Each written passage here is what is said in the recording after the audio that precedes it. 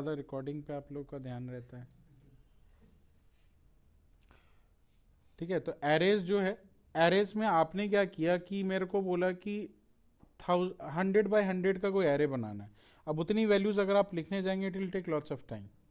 ठीक है, तो इसीलिए अब कुछ एरेज हमें ऐसे कभी कभी क्रिएट करने पड़ते हैं जिस एरे को आप बेसिकली बैठ के फिल नहीं कर सकते वैल्यूज को।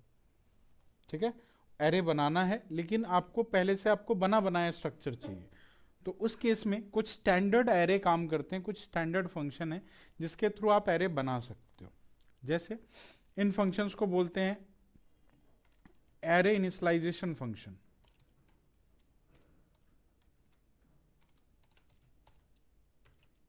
एरे इनिशियलाइजेशन फंक्शंस, एरे को इनिशियलाइज करने का फंक्शन, जिसमें सबसे पहला फंक्शन है आपका, ऊपर वाले जो सेल है इसको एक बार रन कर लेना आप लोग, नंपाई इंपोर्ट हो जाएगा।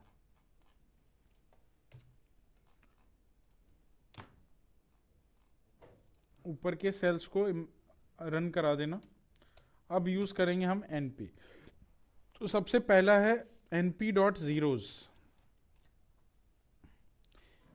एनपी डॉट जीरोज एक ऐसा मेथड है जिसके थ्रू आप जीरोस के एरेज क्रिएट कर सकते हो। मतलब each and every element of that array is zero, है ना, but you can make a size over here. आप अपने साइज यहाँ पे डिफाइन कर सकते हैं। तो आपने एक शेप डिफाइन करा, अगर आपको 2D डिफाइन करनी है या 3D डिफाइन करनी है तो आप एक टपल लेंगे, टपल के अंदर पास करेंगे। जैसे मैंने यहाँ पे बोला 4x4 का मेरे को एरे चाहिए, तो मैंने 4,4 दे दिया। ठीक है, और ये 4x4 का एक जीरो एरे बना के दे देगा आपको, मतलब each and every element is zero. ठीक है, अब आप इसको बोलोगे 100x100 का एरे बना के देने के लिए, वो भी बना के दे देगा। ठीक है, बट इसमें एलिमेंट जीरो ही मिलेंगे आपको।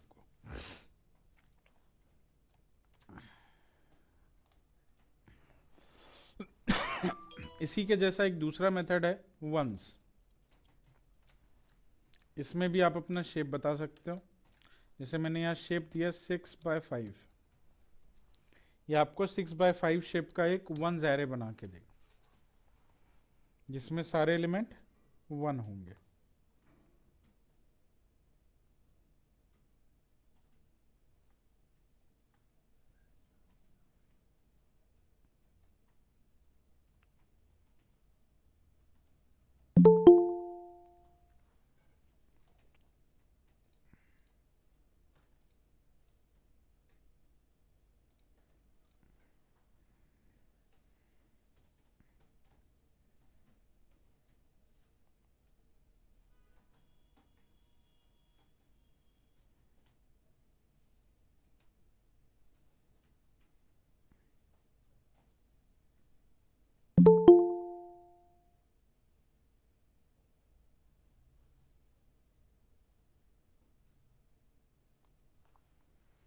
लिख लिया। नेक्स्ट है एनपी डॉट फुल। अब 0 और 1 के लिए तो आपके पास ऑप्शन है, 0 एंड 1 के लिए, बट फुल में क्या होता है कि आप किसी भी नंबर का एरे बना सकते हैं। हाँ, जैसे इसमें पहले हमने दे दिया शेप, शेप आप कोई भी दे दो, मैंने दे दिया 6x4 का, और इसमें फिल वैल्यू आप अपनी सेट कर सकते हैं। जैसे मुझे सारे एलिमेंट 6 चाहिए, तो फिल वैल्यू में आप 6 डालोगे तो ये 6x4 का आपको एरे बना के देगा जिसकी सारी वैल्यू 6 होंगी। तो आप यहाँ अपनी वैल्यू सेट कर सकते हो। 0 एज 1 में तो ऑलरेडी आपका 0 या 1 ही आता है। ठीक है, अगर आपको सारे वैल्यू सेम नहीं चाहिए, अब यहाँ पे तो क्या है, ये तीनों फंक्शन आपको एक ही टाइप की वैल्यू दे रहे हैं, है ना। इसमें 0 है तो 0 ही देगा, ये 1 है तो 1 ही देगा। यहाँ पे फिल वैल्यू सेट कर दी, वही फिल वैल्यू हर जगह, है ना, फिल कर देगा। बट हमें एक ऐसा एरे चाहिए जिस एरे में वैल्यूज रैंडम हो। तो मैंने यहाँ पे np dot random dot rand INT, random integer के आप एरे क्रिएट कर सकते हैं। ठीक है, जिसमें आप सबसे पहले देंगे लो वैल्यू, मतलब एक लोअर लिमिट। लोअर लिमिट आपने दे दिया यहाँ पे 10, तो सबसे छोटी वैल्यू जो होगी एरे की वो 10 होगी। दूसरी आपने हाई वैल्यू दे दी, हाई वैल्यू में आपने पास कर दिया लेट्स से 40। तो 10 से 40 के बीच में आपको वैल्यूज मिलेंगे, सारे एलिमेंट जो होंगे वो 10 से 40 के बीच में होंगे। शेप, यहाँ पे शेप नहीं डालना होता है, यहाँ साइज डालते हैं, मतलब एक ही चीज है, साइज का पैरामीटर है।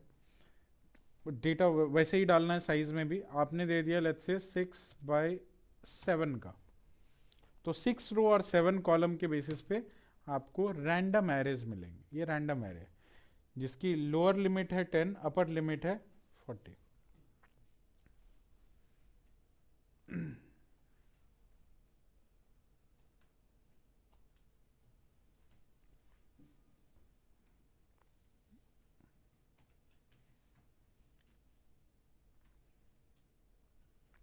और ये जितनी बार आप रन करोगे हर बार इस की वैल्यू चेंज होती रहेगी। रैंडम है, रैंडम की वैल्यू तो हर बार चेंज होती है, हर एग्जीक्यूशन पे चेंज होती है।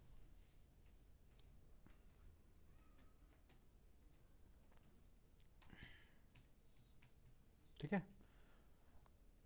लेकिन अगर मुझे चेंज ना करना हो तो, अगर मुझे रैंडम, हाँ सीड ऐड करते हैं, राइट। आप यहाँ पे अगर रैंडम वैल्यू को फिक्स करना चाहते हो, you can apply np.random.seed। Seed will fix the value. कोई भी सीड आप ऐड कर दो, रन करा दो, अब जो वैल्यू है ये बार बार चेंज नहीं होगी, जो एक बार आ गया वही रहेगा, है ना। ये रैंडम जो अपनी वैल्यू चेंज करता है वो सीड की वजह से करता है। सीड डिफरेंट मिलती है तो हर बार डेटा भी नया मिलता है। ठीक है, अब सीड ही आपने फिक्स कर दी तो वही सीड हर बार एक ही रैंडम वैल्यू को जनरेट करके देता रहे। Seed is a value.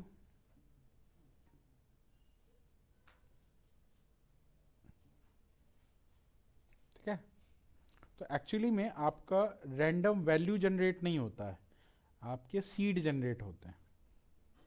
Computer जो है वो सीड जनरेट करता है और उसी सीड के अकॉर्डिंग वैल्यू निकाल के लेके आता है। ठीक है, ओके समझ आया ये सभी इनिशियलाइजेशन फंक्शंस हैं। एक दो फंक्शंस और हैं जैसे np.a रेंज। आपने रेंज पढ़ा होगा पाइथन में, यहाँ पे ए रेंज है।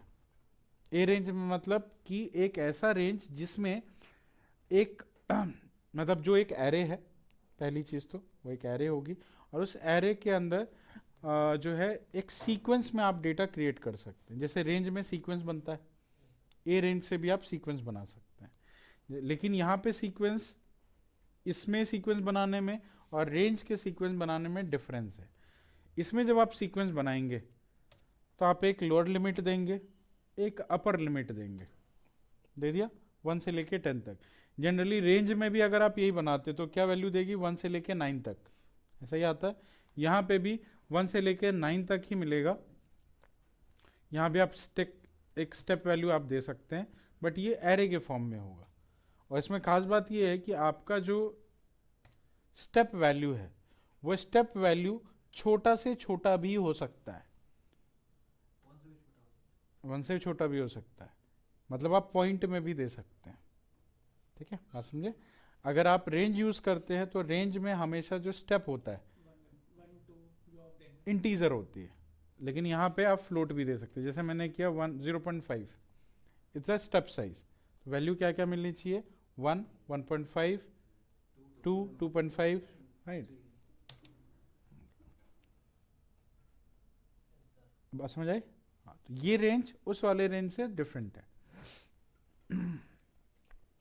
यहाँ आप स्टार्टिंग पॉइंट भी फ्लोट रख सकते हैं, ठीक है, एंड पॉइंट भी फ्लोट रख सकते हैं और स्टेप वैल्यू भी फ्लोट रख सकते हैं।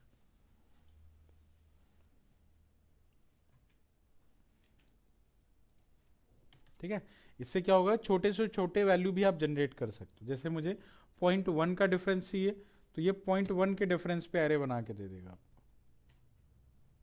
ठीक है, 1.1, 1.2, 1.3, 1.4, एंड सो ऑन। ठीक है, चलिए नेक्स्ट है np डॉट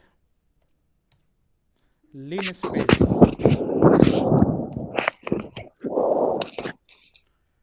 एक मेथड है np डॉट लिन स्पेस।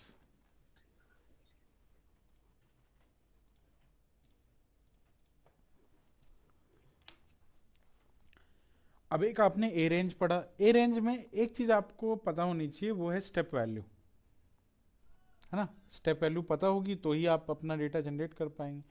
लेकिन लिन स्पेस थोड़ा डिफरेंट है। लिन स्पेस में क्या है कि मैंने ये बोला कि मेरे को 1 से लेके 10 तक जो है कुछ डेटा चाहिए, जिसका लोअर लिमिट 1 है, अपर लिमिट 10 है, लेकिन मुझे 1 से 10 के बीच में 50 वैल्यू चाहिए, टोटल 50 वैल्यू चाहिए। अब टोटल 50 वैल्यू चाहिए तो मतलब मेरे पास स्टेप वैल्यू नहीं है। स्टेप वैल्यू कुछ भी हो सकता है, मुझे आइडिया नहीं, है ना। मैंने बोला 66 वैल्यू चाहिए, अब आप स्टेप कैसे निकालोगे? तो आप अपने डेटा को 66 टाइम ब्रेक करेंगे, है ना, तभी निकलेगा। अब मुझे आइडिया नहीं लग रहा, राइट, कि स्टेप वैल्यू क्या होगी। उस केस में क्या करते हैं, हम लिन स्पेस का यूज करते हैं। लिन स्पेस भी आपको एरे ही देता है, but here you can pass, जैसे 1 से 10 एक लोअर लिमिट, हायर लिमिट दे दिया आपने, और इसमें कितने नंबर ऑफ आपको वैल्यूज चाहिए वो बता दिए। तो आपने लेट से बताया 50, तो मुझे 1 से 10 के बीच में टोटल 50 वैल्यू मिल जाएंगे। स्टेप वैल्यू अपने आप कैलकुलेट करेगा। पहली वैल्यू 1 होगी, लास्ट वैल्यू 10 होगी, उसके बीच में जितने भी टोटल 50 वैल्यूज हैं, वो 50 वैल्यूज का आपको पूरा एक एरे मिल जाएगा, है ना। इसमें आपको स्टेप जानने की जरूरत नहीं है।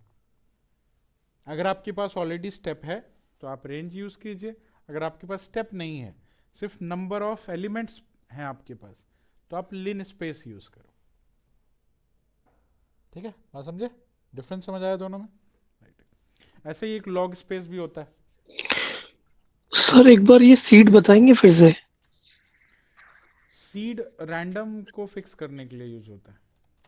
जो रैंडम वैल्यू होती है ना, रैंडम हाँ जी। वैल्यू अगर आपको हर बार चेंज नहीं करना है तो उस केस में आप एक सीड डिफाइन कर देते हैं। वो सीड हर बार सेम सीड होने पे सेम रैंडम वैल्यू जनरेट होती है।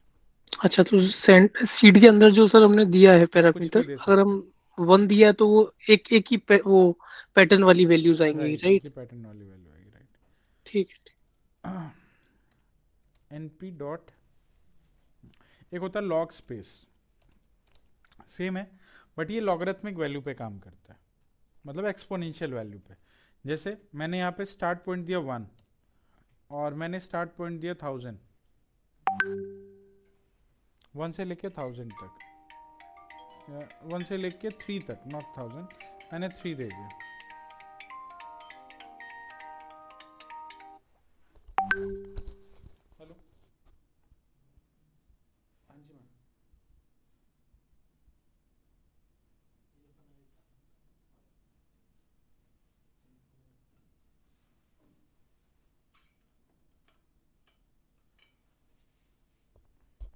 नया बैच तो कोई भी नहीं है।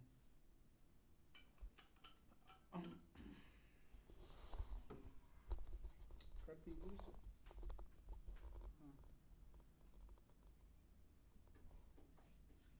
हाँ। नहीं तो अभी ऐसा है, इतना फ्रिक्वेंटली बैच स्टार्ट नहीं होता ना एम्बेडेड का, बच्चे ही कम होते हैं, तो एक दो बच्चे के लिए बैच थोड़ी स्टार्ट कर सकते हैं। ऑलरेडी मैंने कर रखा है, 2 बच्चे के लिए वीकेंड में एक बैच स्टार्ट कर रखा है, लेकिन वो भी ऑलमोस्ट जो है 8-10 क्लासेस हो गई हैं उसमें। नहीं नहीं, उसने क्लासेस नहीं ली होंगी ना, यही तो दिक्कत है। वो आई थिंक नया स्टूडेंट होगा फिर बीच में। कितना पुराना है, यहीं का है या गाजियाबाद का है? मानस नाम का कोई भी लड़का ऐड ही नहीं हुआ मेरे किसी उसमें। हाँ, जुलाई का होगा, तो उसके बाद कोई बच्चा ऐड ही नहीं हुआ मानस के नाम से।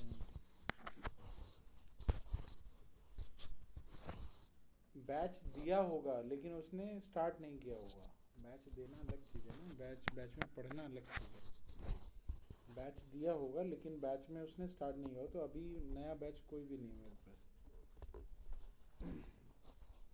आप कर दो ऐड, कोई दिक्कत नहीं है, समझे ना समझे फिर मेरी गारंटी नहीं है ना उसमें। आप ऐड कर दो, कोई दिक्कत नहीं। फीस तो है कि अकाउंट में, उसके बाद वो नया बैच उनको मिल जाएगा। दिक्कत है, तो मैं क्या करूँ। एम्बेडेड क्या है सर? एम्बेडेड सी क्या है एम्बेडेड? एम्बेडेड सिस्टम होता है अच्छा। हार्डवेयर प्रोग्रामिंग, हार्डवेयर को प्रोग्राम करना, जो इंडस्ट्रियल बेसिस पे हार्डवेयर चलते हैं ना, कोई मशीन होती है ना, कोई रोबोट होता है, वो जैसे काम करता है तो उसके पीछे प्रोग्रामिंग चल रही होती है। तो जो हम लोग उस पर प्रोग्रामिंग करते हैं हार्डवेयर के ऊपर, उसको बोलते हैं एम्बेडेड प्रोग्रामिंग। ये लैंग्वेज सी, अच्छा सी। सी और सी प्लस प्लस ये चलता उसमें आपको प्रोग्राम बनाना सिखाते हैं। है। हाँ, हार्डवेयर पे चलाना सिखाते हैं, प्रोग्राम बनवाना फिर हार्डवेयर पे चलाना। बेसिक सी तो नहीं सिखाते होंगे उसमें? नहीं, जिसको नहीं आता उसको सिखाते हैं। सिखाते हैं, सी से बेसिक से स्टार्ट होता है। हाँ, जिसको सी नहीं आती है उसको सी का वो करते हैं, तो सी भी पढ़ाते हैं, फिर उसके बाद एम्बेडेड सी पढ़ाते हैं। सी नहीं पढ़ेंगे तो काम ही नहीं चलेगा, पूरा सी पे बेस्ड है। सी प्लस प्लस का तो मेरा भी है। अच्छा, आप ही लेते हो सी का? मैं पहले लेता था, अब नहीं लेता हूँ, मैं देता हूँ दूसरे को। इतना टाइम नहीं है मेरे पास कि मैं बैठ के सब सी भी पढ़ाऊँ। सी में पढ़ाता था 5 साल पहले, अब नहीं पढ़ाता हूँ। ठीक है। लॉग स्पेस जो है एक लॉगरिथमिक स्पेस जनरेट करके देता है। जैसे हम यहाँ पे मैंने किया 1 से लेके 3 तक, तो एक्चुअली में ये क्या करेगा, 1 क्या है, 1 इसका पावर है, 1 यहाँ पे वैल्यू नहीं है, 1 इज अ पावर। तो 10 का पावर 1, 10 का पावर 1 कितना होता है, 10 होता है। 10 का पावर 3 कितना होता है। 1000। तो 10 से 1000 के बीच में कितने वैल्यूज चाहिए, 10।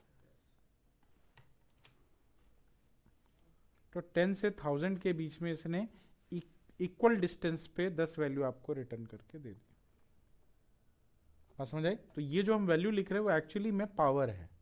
लॉग स्पेस में हमेशा जो लिखा जाता है वो पावर लिखे जाते हैं। ठीक है। इक्वल स्पेस में कैसे है सर ये? इसका डिफरेंस सेम होगा, या इसका मतलब पावर का डिफरेंस सेम होगा। इक्वल डिस्टेंस का मतलब डिफरेंस सेम नहीं होगा, उसका जो डिवीजन होगा वो सेम होगा। रेशियो, इसका रेशियो सेम होगा। अच्छा, रेशियो कैसे? 10/16, 16/27 ऐसे कह रहे हैं 16/10 चेक करके देखो कितना होगा। 1.6, इसको डिवाइड करो इसके साथ में, 1.7। कितना हुआ।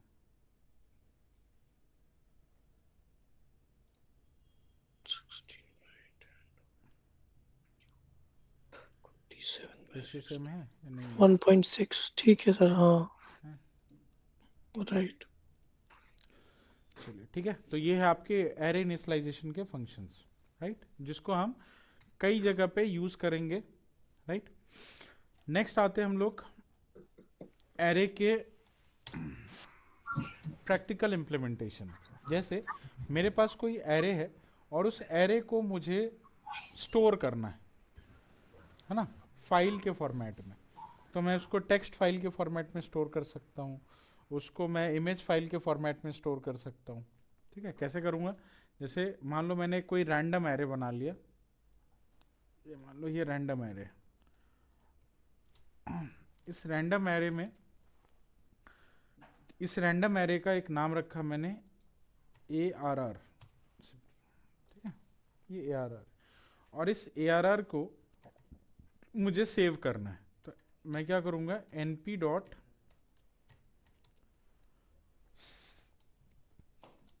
Save txt। अगर टेक्स्ट फॉर्म में इसको सेव करना है तो मैं करूँगा np डॉट सेव txt, और उसमें अपने एरे का नाम लिख दूंगा। एरे का नाम लिखने से पहले आपको फाइल का नाम लिखना पड़ेगा। मैंने यहाँ पे दिया array डॉट txt, ये मेरे फाइल का नाम है। ठीक है, तो इस नाम से एक फाइल बनेगी, उसके अंदर एरे का डेटा आ जाएगा। लेकिन जो एरे का डेटा आएगा उसका फॉर्मेट डिफरेंट होगा। आपको फॉर्मेट अगर सेम इंटीजर वाला ही चाहिए तो आप यहाँ पे लिखेंगे परसेंटाइल डी। एक सेकेंड होल्ड करें। हेलो, हाँ जी,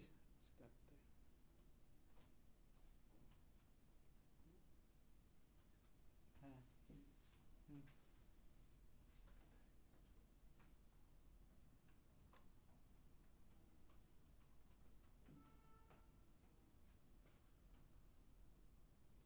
ठीक है।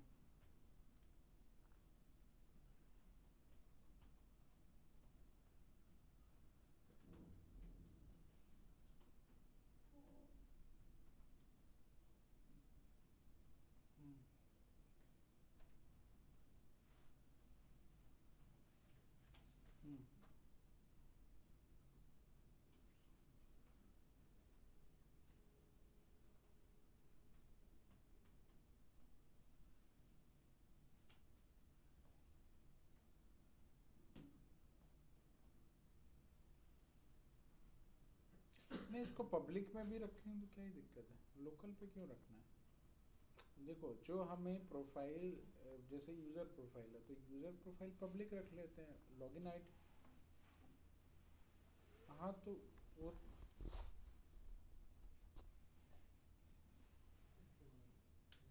तो वो लोकल सर्वर वाला सीन गड़बड़ हो जाएगा ना फिर।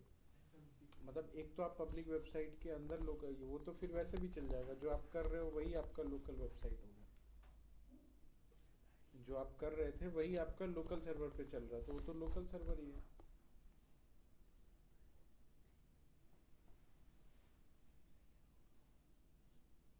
हम्म, हम्म,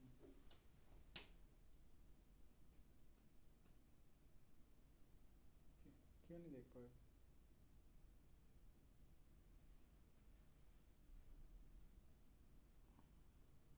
अगर डेटा कॉन्फिडेंशियल है तो फिर वो अपना यूजर नेम पासवर्ड बनाएगा, उसमें हम कुछ नहीं करेंगे, वो बना सकते हैं।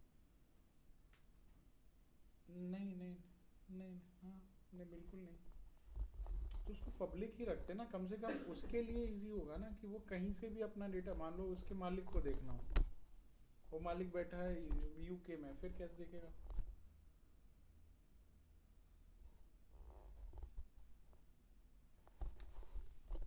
हाँ, तो कॉन्फिडेंशियल के लिए तो उसमें यूजर नेम पासवर्ड दे रहे हैं।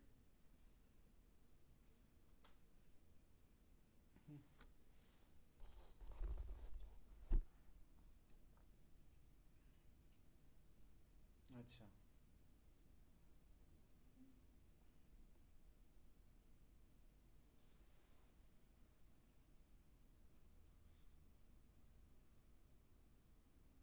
हम्म,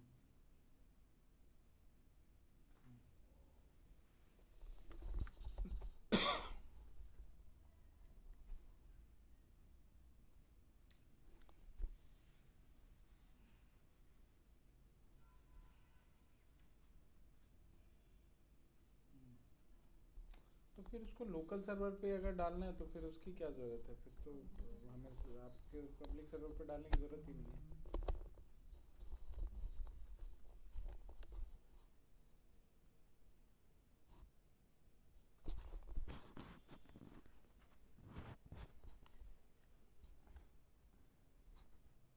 हम्म,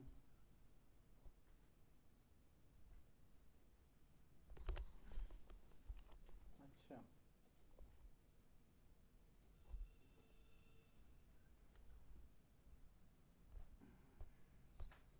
ठीक है।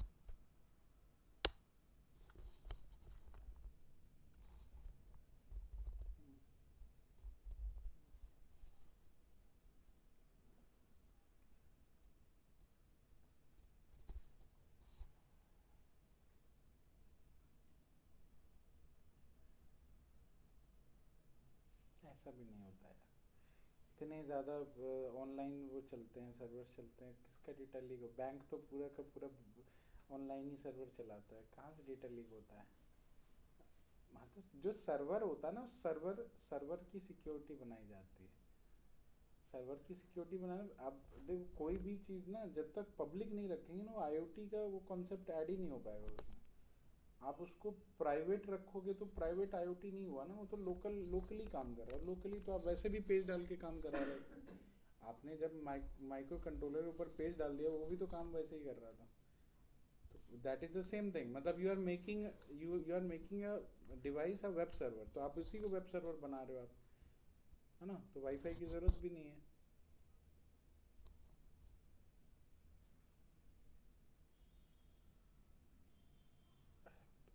तो वो सर्वर पे डलेगा, वो सर्वर के ऊपर का है, वो हमारे एंड से नहीं है। वो सर्वर की सिक्योरिटी है, हाँ। राइट राइट, जो सर्वर होता है सर्वर की सिक्योरिटी है, उसमें इनेबल की जाती है। वो हमारे वेबसाइट का कोई मतलब नहीं है उससे, है ना। वो कंसेंट आप डाल सकते हो कि हाँ भाई ये चीज़ मेरे एंड से लीक नहीं होगी, क्योंकि जब उसका जो लॉग जनरेट होता है ना सर्वर का, कोई भी डेटा किधर से किधर ट्रांजेक्ट हुआ है उसका लॉग होता है, ठीक है। तो वो लॉग से पता होता है कि ये डेटा कहाँ से कहाँ गया है। अगर कोई लीक भी होता है तो हमारे ऊपर इसलिए नहीं आएगा क्योंकि अब डेटा का लॉग, वो सर्वर का लॉग चेक किया जाएगा तो उसमें होगा ही नहीं। वो कंसेंट हम डाल देंगे। Right right right right right right, है ना। हाँ, मैं कर लूँगा। ठीक ठीक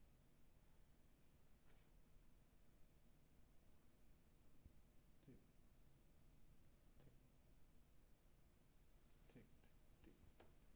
ठीक ठीक।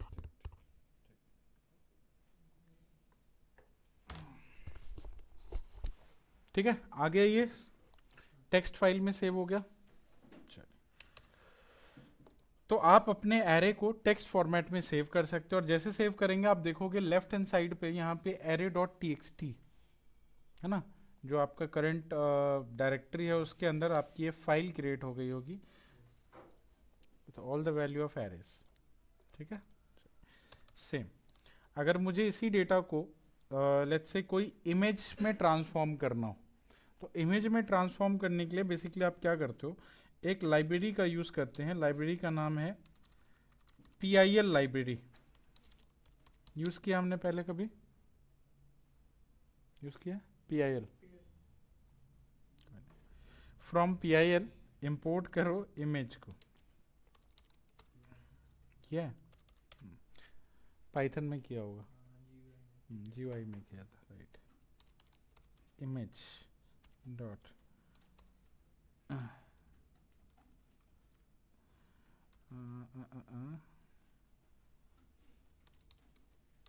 Image dot from array.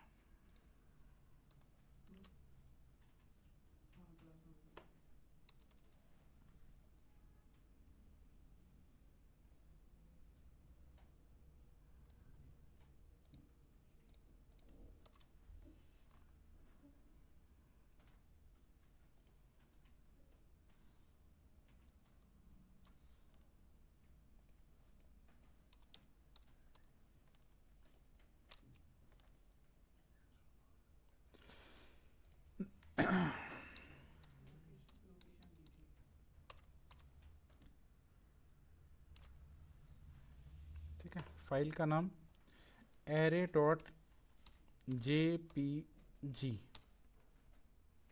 ठीक है, तो मैंने क्या किया, इसमें पहले जो एरे है उस एरे को इमेज बनाया, और उस इमेज को मैंने एरे डॉट JPG के नाम से सेव कर दिया। यहाँ पे कुछ एरर सा दे रहा है, ये can not write mode I as JPG। Okay, इसको PNG कर दो एक बार, JPEG तो नहीं होना। PNG में ले लिया, PNG में राइट कर दो, इसको राइट हो जाएगा। array.png। हाँ, इसको PNG में राइट कर दो, तो ये क्या करेगा, जो भी एरे आपने दिया है उसका एक PNG इमेज क्रिएट कर दो। आपको यहाँ छोटा सा इमेज दिखेगा, बहुत छोटा सा, है ना। हाँ, जूम कर लो, जूम वहाँ तो जूम हो ही जाएगा। इसको अगर मैंने यहाँ पे बोला 200 सो array.png नाम है okay. ऑफ कोर्स नाम ही है। इसको मैं थोड़े बड़े साइज का बनाता हूँ, चलो इसको मैं बनाता हूँ 500 बाय 500 का। ये तो पूरा ब्लैक दिख रहा है। हाँ ब्लैक ही दिखेगा, छोटी वैल्यू हमेशा ब्लैक ही होती है।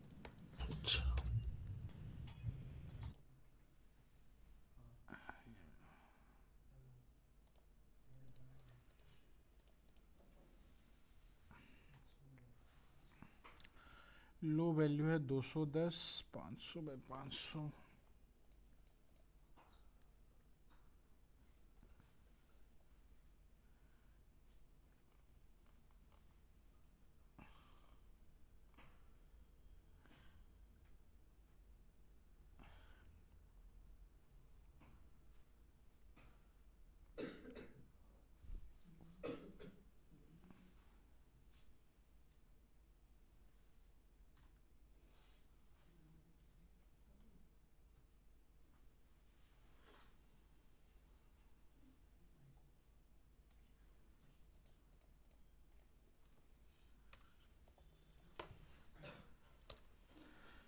इसमें वैल्यू वाइट नहीं दिख रहे हैं, थोड़ा ब्लैक है। कलर क्यों नहीं आया? अब तो आना चाहिए था। 210 दिया मैंने वैल्यू, 255 दिया।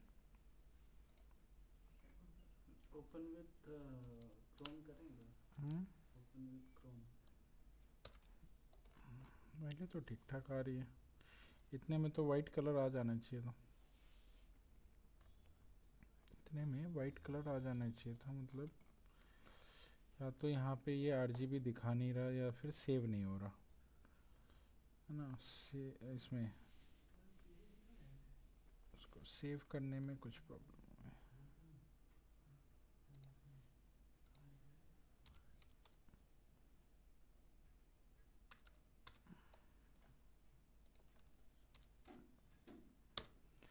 मोड की वैल्यू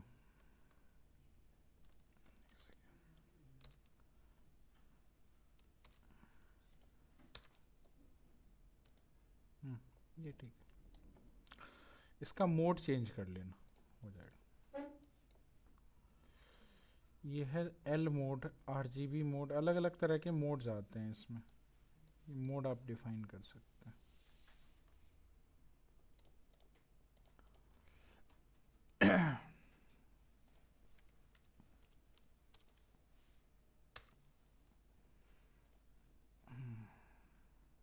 ये मोड है इसका।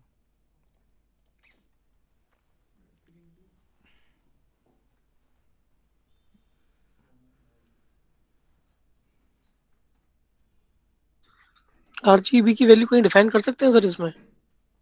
नहीं नहीं, RGB की वैल्यू थोड़ी डिफाइन करनी है, वो तो वैल्यू ले ही रहा है, वैल्यू तो है ही इसके पास, इसका अच्छा। बस मोड सर चेंज होगा। आपके में लाइंस आ रही है, मेरे में जैसे बॉक्स, रंग बिरंगे बॉक्स बने आ रहे हैं। हाँ तो आपका वो डिफरेंट होगा ना कलर, मतलब आपका ये वैल्यू डिफरेंट होगा, ये डिफरेंट वैल्यू होगा तो डिफरेंट कलर आ रहा होगा, बॉक्सेस के फॉर्म में होगा, वो तो रैंडम है इसीलिए अलग अलग आ रहा है।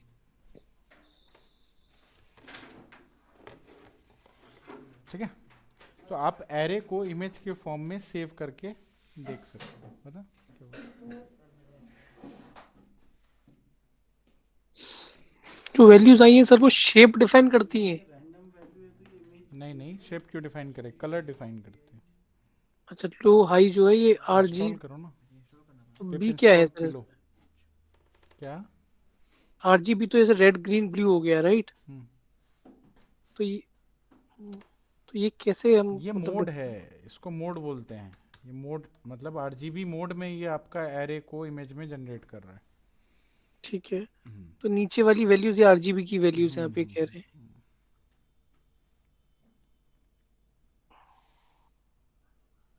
ठीक है, समझ आया? तो आपने एरे को इमेज के फॉर्म में कन्वर्ट कर दिया। सेम इसी तरीके से आप इमेज को एरे भी बना सकते हैं। ठीक है, किसी भी इमेज को एरे के फॉर्म में जनरेट कर सकते हैं। अब इमेज को रीड भी करना पड़ता है, तो इमेज रीड करने के लिए आप क्या करते हैं, इमेज डॉट ओपन।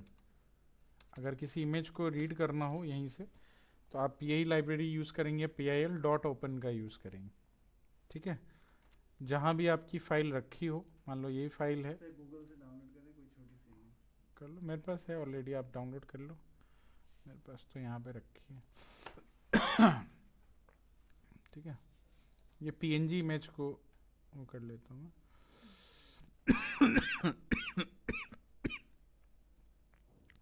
ये कॉपी किया मैंने और यहाँ पे पेस्ट कर दिया, ये आ गई आपकी पीएनजी इमेज। और जो पाथ लिखा, पाथ के आगे आर लगा देना,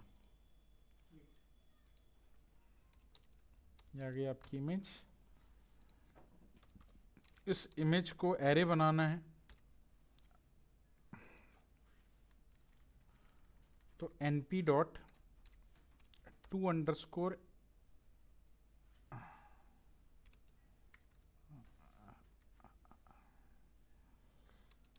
एरे, ऐसे ही कर लो सीधा, एरे, एरे के अंदर आई इमेज पास कर दो। ये आपके इमेज को एरे बना करके दे देगा।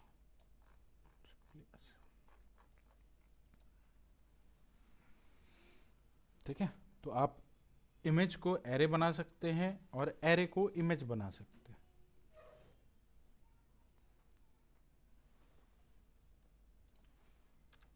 सर फोटो पीएनजी लेनी पड़ेगी, जेपीईजी नहीं चलेगी ना? जेपीईजी भी चल जाएगी।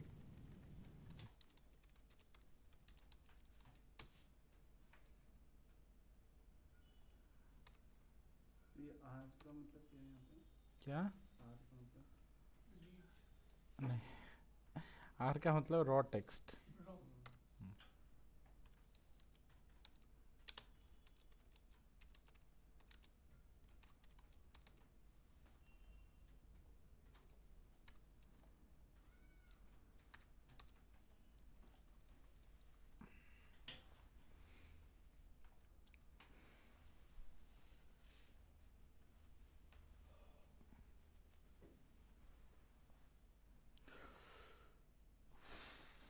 ठीक है, अब यही प्रैक्टिकल इम्प्लीमेंटेशन अगर इसका देखें तो इमेज प्रोसेसिंग जो होती है आपकी, इमेज प्रोसेसिंग में आप किसी भी इमेज के ऊपर जब कोई मैथमेटिकल एक्सप्रेशन अप्लाई करते हैं तो बेसिकली आप उसका एरे ऑपरेशन परफॉर्म करा रहे हैं। क्या करते हो आप एरे ऑपरेशन ही परफॉर्म करा रहे होते हैं। ठीक है, क्योंकि इमेज को पहले एरे में कन्वर्ट किया जाता है, फिर उस पर प्लस माइनस मल्टीप्लिकेशन डिवीजन जो करना होता है आप करते हैं, राइट। तो वो बन जाता है बेसिकली एक एरे ऑपरेशन। मतलब इमेज एक नंबर है। ऑफ कोर्स इमेज एक नंबर है। तो कंप्यूटर में सब कुछ नंबर में होता है, सुना है, आज देख रहा हूँ। तो जो ऑपरेशंस करते हो इमेज को मॉडिफाई करने के लिए आप कह रहे हो? हाँ, अच्छा, इमेज के ऊपर जो प्रोसेसिंग चलती है, आप जैसे फोटोशॉप करते हैं, ओके।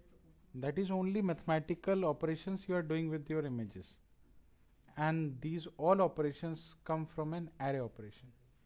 array से ही आ रहा है सब कुछ, इमेज एक array है और array के ऊपर array के ऑपरेशन चल रहे हैं। आप ब्राइटनेस बढ़ाते हैं, कॉन्ट्रास्ट बढ़ाते हैं, सब क्या है, ये सब एक मैथमेटिकल ऑपरेशन है। ठीक है, हाँ, जो वैल्यू है उसी वैल्यू में प्लस माइनस आप करते हैं बेसिकली, राइट। क्रॉपिंग करने का मतलब है आप स्लाइसिंग करते हैं। जब आप क्रॉप कर रहे होते हो, क्रॉप का मतलब क्या है, यू आर स्लाइसिंग, आप स्लाइस कर रहे होते हैं। यही सारे ऑपरेशन है, यही सब चलता है। ठीक है, समझ आया? चलिए, ओके। सर ये वाला इमेज जो बना ये वाला आया कौन? कौन सा ये? हाँ। ये इमेज है, और इमेज आएगा नहीं, इमेज को हमने एरे में कन्वर्ट किया। ठीक है,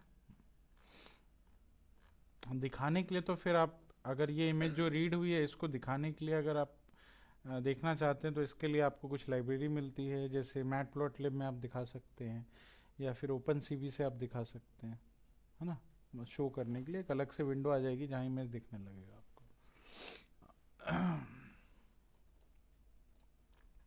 चलो, अब आते हैं नेक्स्ट एरे के ऑपरेशंस पे।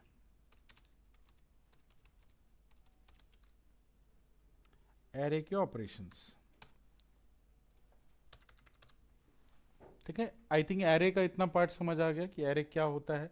एरे को अगर इनिशलाइज करनी हो तो एरे कैसे इनिशलाइज हो जाएगी, फिर एरे को सेव कैसे करा सकते हैं, ठीक है। अब एरे पे ऑपरेशंस कैसे अप्लाई कर सकते हैं, कौन कौन से ऑपरेशन।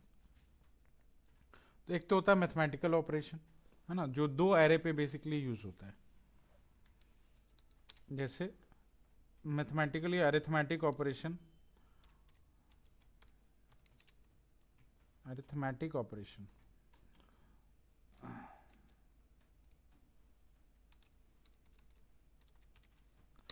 अरिथमेटिक ऑपरेशन में आप एडिशन, सब्ट्रैक्शन ये सब कर सकते हैं, ऐड करना, सब्ट्रैक्ट करना, मल्टीप्लाई करना,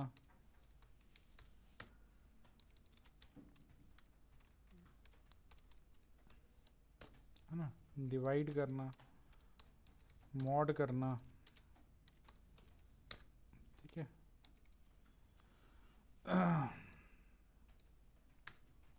पावर करना,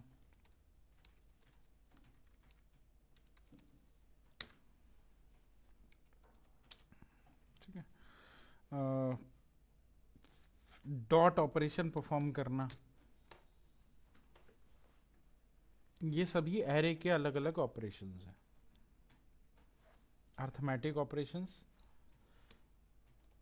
और इसी में एक दूसरा ऑपरेशन होता है लॉजिकल ऑपरेशन, मतलब कंडीशनल ऑपरेशन।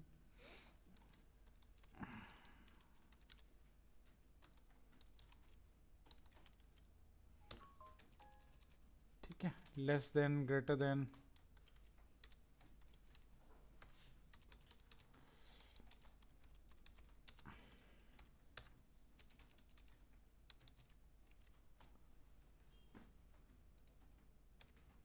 इक्वल।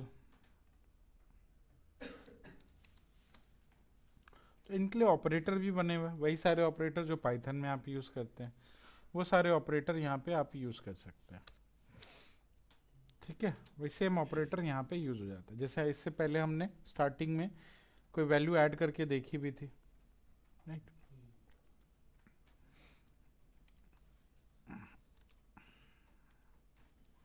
ठीक है, और सेम लॉजिकल ऑपरेशन में आपका एंड और नॉट ऑपरेशन, ये सारे काम करते हैं। अब इसके लिए दो एरेज आपको रिक्वायर्ड है। पहला एरे लिया मैंने, एरे 1, ठीक है। फिलहाल हम लोग 2D एरे ले लेते हैं, तो मैंने एक 2D एरे लिया, np.array, np.array, और एरे के अंदर मैंने 2D एरे एक बना लिया, खुद से बनाए, छोटा एरे रहेगा, समझ में आएगा आपको। मैंने एक एरे बनाया,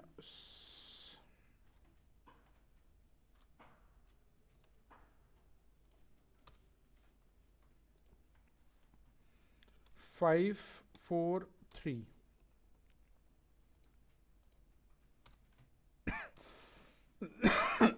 फाइव 4 3। सेकेंड मैंने लिया 8 4 7। थर्ड रो लिया मैंने 9 5 1। ये एक सिंगल एरे है मेरे पास, ठीक है, एक ही एरे है। अब मुझे इस एरे को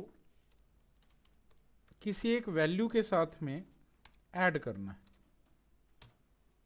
तो मैंने क्या किया, 5 के साथ में इसको ऐड कर दिया। तो क्या होना चाहिए,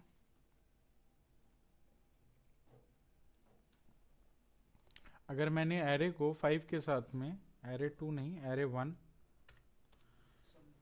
इसको 5 के साथ में ऐड कर दिया, तो क्या होगा, सब में 5 ऐड हो जाएगा।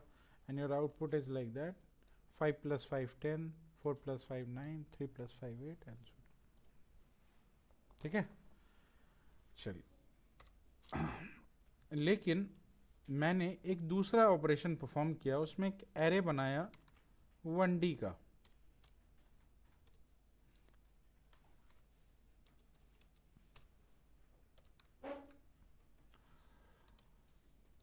वन डी नहीं 2D बनाते इसको भी।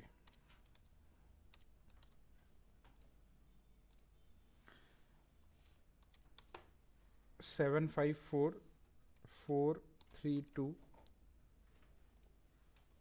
173। ऐसा करके मैंने एक दूसरा एरे बनाया। अब दो एरे हैं, क्या दोनों एरे का शेप सेम है? एरे 1 और एरे 2, क्या दोनों का शेप सेम है? यस या नो? शेप क्या है इसका? इसका शेप क्या है? इसका शेप क्या है? ठीक है, दोनों सेम शेप के हैं। आपने दोनों एरे को ऐड किया, array 1 plus array 2।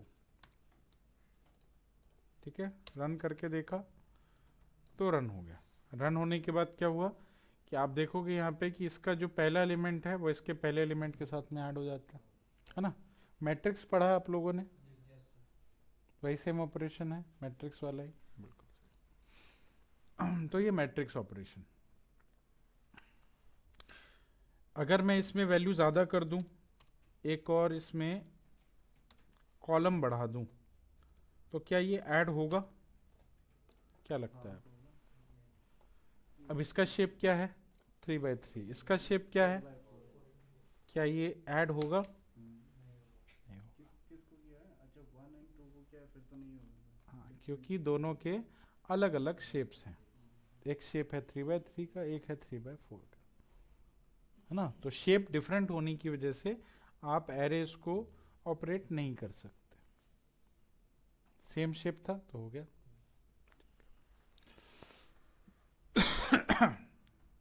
Shape different होगा तो ये नहीं काम करेगा।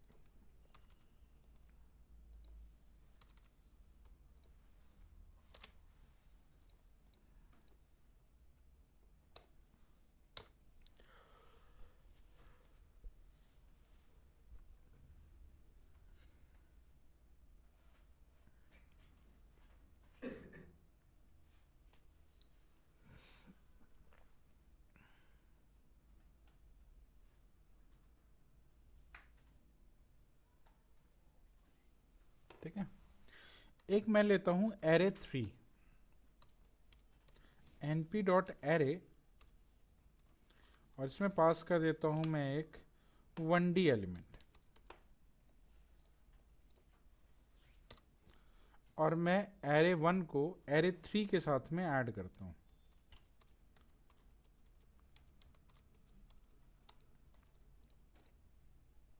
क्या ये ऐड होगा? एरे 1 और एरे 3। एरे 3 में क्या है? 1D है। एरे 3 जो है वो 1D है एरे, और जिसमें 3 एलिमेंट है।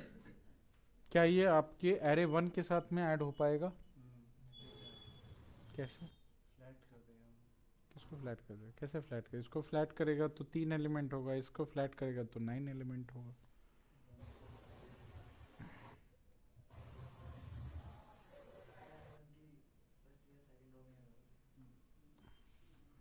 फर्स्ट या सेकेंड रो में ऐड होगा, सबके साथ ऐड होगा। तो ये जो 3 to 1 है वो इसके साथ भी ऐड होगा, यही 3 to 1 इसके साथ भी ऐड होगा, यही 3 to 1 इसके साथ भी ऐड होगा। ठीक है, तो ये 3 to 1 जो है यहाँ पे ऐड हुआ तो ये हो गया 8 6 और 4, आपको मिला है 8 6 4। ठीक है, यही 3 to 1 इसके साथ ऐड हुआ तो 11 6 और 8, आपको मिला 11 6 8। ठीक है, यही 3 to 1 इसके साथ ऐड हुआ तो 12 7 और 2, 12 7 2। मतलब ये सेम एरे इन तीनों के साथ में ऐड हो रहा है। अब चूंकि इसका शेप तो डिफरेंट है तो ये ऐसा कैसे कर रहा है? इसका डायमेंशन भी इवन डिफरेंट है। डायमेंशन तो अलग हुआ ना, ये 1 डायमेंशन का है, ये 2 डायमेंशन का है। तो ये इसके साथ में कैसे ऐड हो रहा है? तो बेसिकली एरेज के अंदर एक कॉन्सेप्ट यूज होता है जिसको बोलते हैं ब्रॉडकास्ट कॉन्सेप्ट, ब्रॉडकास्टिंग।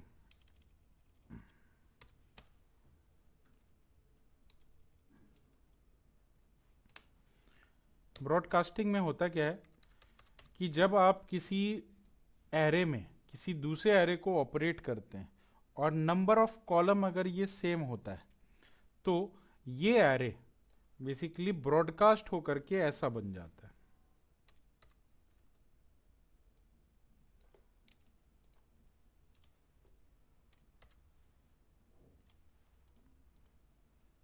ये एक्चुअली उसने 1D एरे के साथ में ऑपरेशन नहीं किया है, उसने ब्रॉडकास्ट होने के बाद इसको ये 2D बना दिया इसने, ठीक है, और ये 2D ऑपरेशन वहां पे चल रहा था। आप समझे? ये जो टेक्निक होती है इसको ब्रॉडकास्टिंग बोलते हैं। और जब आपने इसको एक सिंगल एलिमेंट के साथ भी ऐड किया तो भी इसने यही किया था, तो भी इसने क्या किया, तो भी इसने एक 2D एरे ही बनाया था उस टाइम भी, और उस सब में उसने 5 ऐड कर दिया। एक्चुअली में ये है ब्रॉडकास्टिंग। आप एक सिंगल वैल्यू के साथ ऐड नहीं कर रहे हो, आप अपने एरे को ही ब्रॉडकास्ट कर रहे हो। आपने जब इसको 5 के साथ ऐड किया तो एक्चुअली में ये एरे ऐड हुआ था, ना कि 5 वैल्यू ऐड हुई थी, ठीक है। तो एरे अपने आप को एक्सपैंड कर सकता है इन सारे ऑपरेशंस के लिए, तो यही एक्सपेंशन को बोलते हैं ब्रॉडकास्टिंग। लेकिन एक्सपेंड कब करेगा इसका भी रूल है। तो इसका रूल ये है कि या तो आपका एरे 1D हो, है ना, तो 1D में नंबर ऑफ कॉलम या नंबर ऑफ एलिमेंट और इसके नंबर ऑफ कॉलम मैच करने चाहिए, इसके नंबर ऑफ कॉलम और इसका नंबर ऑफ एलिमेंट मैच करना चाहिए। दूसरा कि ये जो एरे है वो एक स्केलर वैल्यू होनी चाहिए, स्केलर वैल्यू होने पे इसको स्केलर बोलते हैं, सिंगल वैल्यू को स्केलर बोला जाता है। तो स्केलर वैल्यू हो तो स्केलर वैल्यू को ब्रॉडकास्ट कर सकता है, ठीक है। ये 2 रूल है। तीसरा रूल ये है कि अगर आपका एरे है भी सेम डायमेंशन का 2D एरे ही है, लेकिन इसमें जो रो है उसके नंबर ऑफ कॉलम्स उतने ही है जितने पहले वाले के, तो भी ये ब्रॉडकास्ट कर सकता है। तो 3 कंडीशन पे ये ब्रॉडकास्ट करता है। पहला स्केलर वैल्यू के बेसिस पे, दूसरा 1 डायमेंशन के बेसिस पे, और तीसरा 2 डायमेंशन के बेसिस पे, but number of column must be matched, ठीक है। ये 3 कंडीशन पे ये ब्रॉडकास्टिंग कर सकता है, अदरवाइज ब्रॉडकास्ट नहीं करेगा, ठीक है। इससे मैट्रिक्स में कुछ इफेक्ट नहीं पड़ता है क्या? क्या?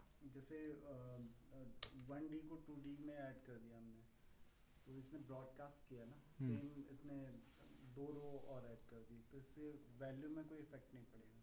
कौन सी वैल्यू में? मैट्रिक्स किसमें इफेक्ट नहीं पड़ेगा? इसमें इसमें ऑपरेशन के लिए कर रहे हैं ना, ब्रॉडकास्टिंग ऑपरेशन के लिए की जाती है, एरे में थोड़ी चेंज कर रहे हैं। एरे तो आपका एरे 2 एरे 3 वैसा ही रहेगा, आप तो ऑपरेट कर रहे हो उसको, तो ऑपरेट करने के लिए ब्रॉडकास्टिंग यूज की जाती है। तो सर जो मैट्रिक्स होती है बेसिकली इसका पर्पस क्या होता है? मैट्रिक्स का पर्पस क्या होता है? मैट्रिक्स का पर्पस ये होता है कि आप बेसिकली एक 2 डायमेंशन 3 डायमेंशनल डेटा के साथ में काम कर सकते हैं, 2 डायमेंशनल 3 डायमेंशनल डेटा के साथ में काम कर सकते हो, ऑपरेट कर सकते हैं, ये होता है। तो ये एरे जो है ये मैट्रिक्स ही तो है। जैसे मैथ में एक रूल होता है उसके लिए, जैसे 3/7 है हमारे पास, 3/7 ना, 3.7, तो इसमें अगर हम ऊपर 8 से मल्टीप्लाई और 8 से डिवाइड कर दें तो उसमें कुछ वैल्यू में कोई फर्क नहीं पड़ना? आई डोंट नो, मेरे को ऊपर नीचे हम सेम वैल्यू से वो नहीं करते मल्टीप्लाई, वो नहीं, वो अलग चीज होती है, वो अलग चीज होती है, वो एक्सप्रेशन का काम होता है। जब एक्सप्रेशन हमें मैथमेटिकल एक्सप्रेशन में कोई कैलकुलेशन करनी हो सेम वेट के साथ में, उसको वेट बोलते हैं। जिस वैल्यू के साथ आप मल्टीप्लाई कर रहे हैं दैट इज वेट, है ना। जैसे 2 लोग हैं, राइट, 2 लोग को बेसिकली क्या करना है कि एग्जाम दिलवाना है, ठीक है, और दोनों के बीच में कंपैरिजन करना पढ़ने में कौन अच्छा है, तो सेम चीज पढ़ाओ उसको, सेम ड्यूरेशन के लिए पढ़ाओ, फिर एग्जाम लो। तो आपने जो उसको सेम बुक्स दी पढ़ने के लिए, सेम कंटेंट पढ़ाया और सेम टाइम दिया, ये था उसका वेट, ठीक है, सेम वेट दिया। तो सेम वेट देने से क्या हुआ कि दोनों को सेम तरीके से चेक किया जा सकता है कि दोनों कंपैरिजन सही हुआ या नहीं, तब एग्जाम का रिजल्ट। आजकल के रिजल्ट जो आते हैं वो परसेंटेज बेस पे नहीं आते, पहले के जो रिजल्ट आते थे वो परसेंटाइल बेस पे आते थे, परसेंटेज के बेस पे आते थे, आता था ना। जैसे परसेंटेज आया मेरा 80%, 90%, परसेंटेज जो होता है वो होल होता है। होल का मतलब कि चाहे आपके क्लास में अच्छी पढ़ाई हो रही हो या ना हो रही हो, ठीक है, हो सकता है कि बिहार के किसी कॉलेज में, किसी स्कूल्स में बहुत अच्छी पढ़ाई नहीं भी होती, राइट। दिल्ली के स्कूल में बहुत अच्छी पढ़ाई होती है, लेकिन परसेंटेज बेस पे देखें, यहाँ का परसेंटेज किसी का 98% आ गया, वहाँ वहाँ का पढ़ाई का लेवल बहुत कम है, मतलब पढ़ाते भी है लेकिन वहाँ का जो पढ़ाई का तरीका वो अलग है, तो वहाँ 60% ज़्यादा से ज़्यादा ले आ पाते हैं। उनका 60% यहाँ का 98%, एक्चुअली देखें तो इक्विवेलेंट है। इसीलिए आजकल के जो मार्किंग सिस्टम होते हैं वो बेसिकली इक्वली वेट के ऊपर डिपेंड करते हैं। तो उस पर्टिकुलर कॉलेज में जो पढ़ाई हो रही है उसके बेस पे परसेंटेज निकाला जाता है, ना कि होल निकाला जाता है। इसको बोलते हैं परसेंटाइल सिस्टम। इसीलिए आईआईटीएन जो है वो हमेशा आईआईटी में देखोगे कि वहाँ परसेंटाइल चलता है, परसेंटेज नहीं चलता है। वहाँ के बच्चे परसेंटाइल में, क्योंकि वो अपने बच्चों के बीच में कंपैरिजन कर रहे हैं, ना कि दूसरे आईआईटी से कंपैरिजन करना है उसको, समझे। अपने बच्चों के बीच में हमारी जो पढ़ाई हुई है, हमारा जो पढ़ाई का लेवल है, उसमें बच्चे कितना अच्छा कर रहे हैं वो चीज़ चेक की जाती है, ना कि आप बाकी आईआईटी से कंपेयर करेंगे। हो सकता है बाकी आईआईटी का रिसोर्स डिफरेंट हो, राइट। इसको जो बोलते हैं, इसको बोलते हैं वेट डिस्ट्रीब्यूशन। जब आपको कंपैरिजन करना होता है, ऑपरेशन करना होता है, कई बार हम सेम वेट डिस्ट्रीब्यूट करते हैं, ठीक है। तो सेम वेट डिस्ट्रीब्यूट करने से आप उसके ऊपर अच्छे ऑपरेशंस कर सकते हैं। समझ आया नहीं आया? जो एग्जाम था हाँ। बिहार का और ये दिल्ली का, बोर्ड अलग हो जाता है ना, जो आपका बात बिहार बोर्ड, का बोर्ड है, हाँ तो हम मान लीजिए बोर्ड भी अलग हो गया तो उनके सिलेबस में डिफरेंस आया।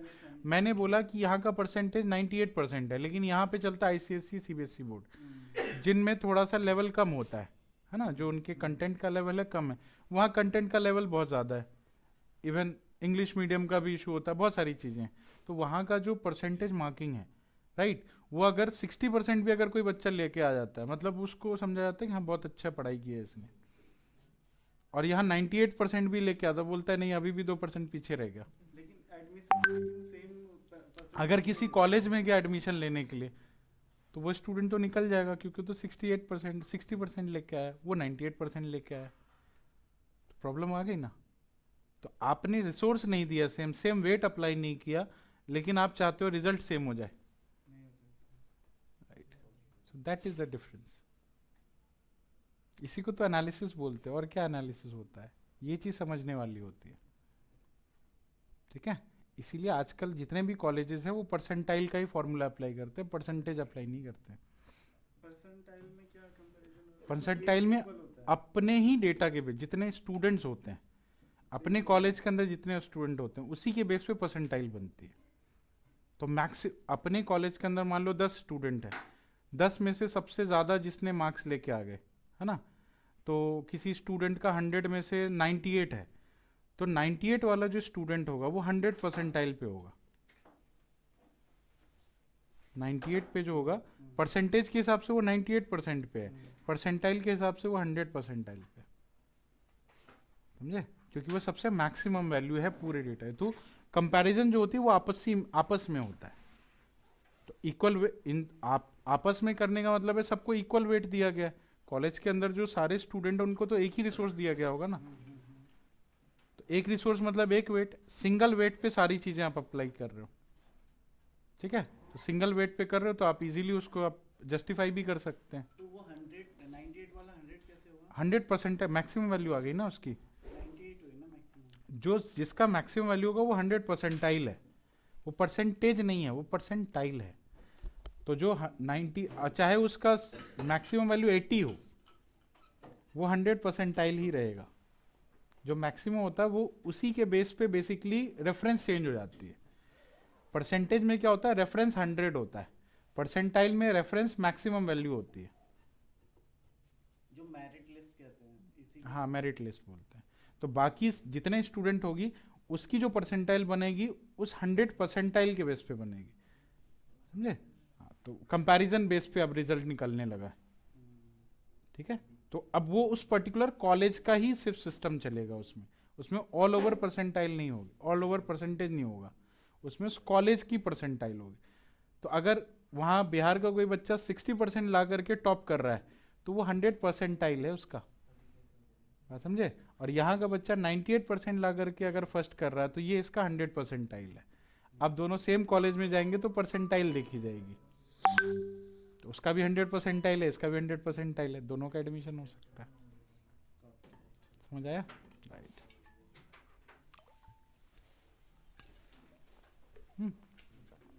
चलो इसको कल कंटिन्यू करते हैं, आज के लिए।